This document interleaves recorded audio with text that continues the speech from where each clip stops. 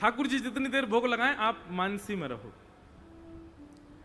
तो एक बार की लीला कि श्री गोरीलाल बिहारी जी सुबह सुबह मंगला में दूध भोग पधराया गया और दूध भोग के बाद में थोड़ी देर चिंतन करके आचार्य जब पुनः गए भीतर, तो भीतर जाकर के देखा कि ठाकुर जी और किशोरी जी दोनों दूध में नहाए भये हैं। ऊपर से नीचे तक पूरा दूध फैला रखो अपने ऊपर।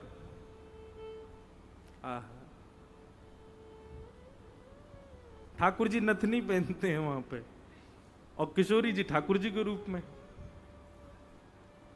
तो बहुत ध्यान से सुनो, दोनों दूध में सने भये ऊपर से नीचे तक। आचार्य चरण ने प्रणाम किया, बोले जय जय, जे कहा लीला करके आयो हैं, दूध पीवे की जगह नहा लिए सवेरे सवेरे। इतनो तातो दूध, तातो हमारे ब्रज में गर्म ते कहें तातो, इतनो तातो दूध तो नाओ उष्ण तो नहीं लगा होगा, लेकिन फिर मुझे कह देते मैं आपको स्नान करा दे तो आप काई को नहा लिए। सो ठाकुर जी बोल पड़े। ठाकुर जी बोले अरे ये श्री जी बड़ी भोरी हैं हमारी। आचार्य चरण बोले कहा भयो ने बताओ तो सही। तो ठाकुर जी लीला बता रहे अपने आप ही। ठाकुर जी कह रहे हैं, बोले मैं श्री जी को दुग्ध पान कराए रहे हो, सो श्री जी अपने होठ के पास दूध ले जाओ, फिर मुझे कहें ए दूध तो लाल लाल सो दिख रहा है, दूध में कछु पड़ो है, ऐसा लग रहा हो कि कछु लाल लाल सो का जामे। अब मैं जब दूध को देखूं तो दूध में कोई लालिमा नहीं, लेकिन श्री जी जब दूध पीवे जामे सो पीछे कर दें, या में तो कुछ पड़ो है।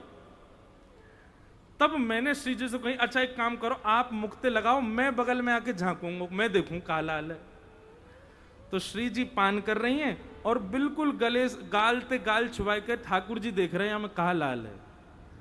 तभी देखो कि श्री जी की नथनी में जो मणि है वो चमक करके दूध को लाल लाल बना रही है।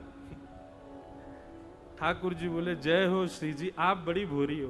बोले कहा भाई हो जी, आपकी नथनी है या को आप ऊपर करके दूध पी रही हो, ये नथनी की ही परछाई आ रही है दूध में, बात लाल लाल लग रहा है। श्री जी बोली अरे मैं तो बड़ी बावड़ी हूं, वो तो समझ में ही ना आवे, अरे मैं कहां पहचान नहीं पाई।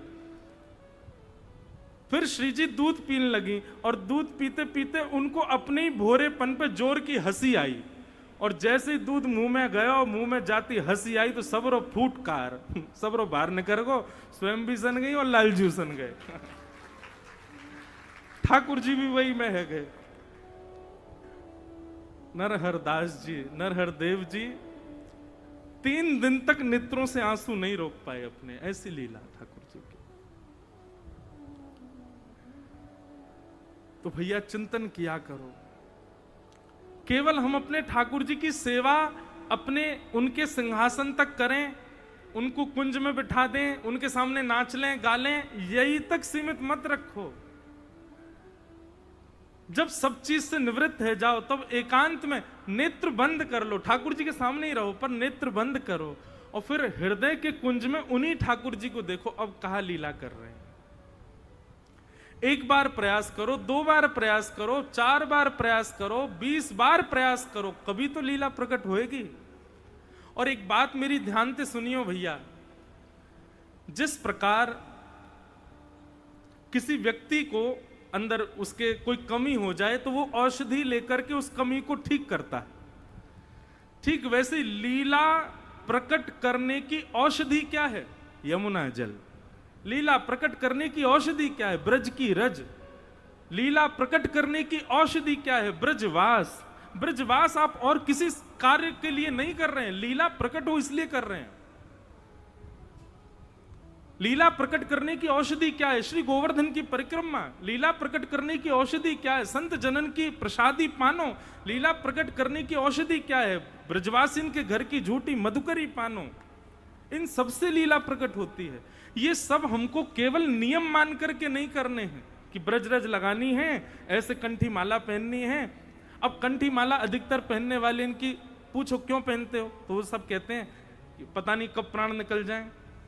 तो जब प्राण निकले कम से कम उस समय कंठी गले से छुपी हुई हो तो वैकुंठ प्राप्त। यहां पर भी स्वार्थ आ गया ना, ये भी तो एक स्वार्थ है। कि आप अपने उद्धार के लिए कंठी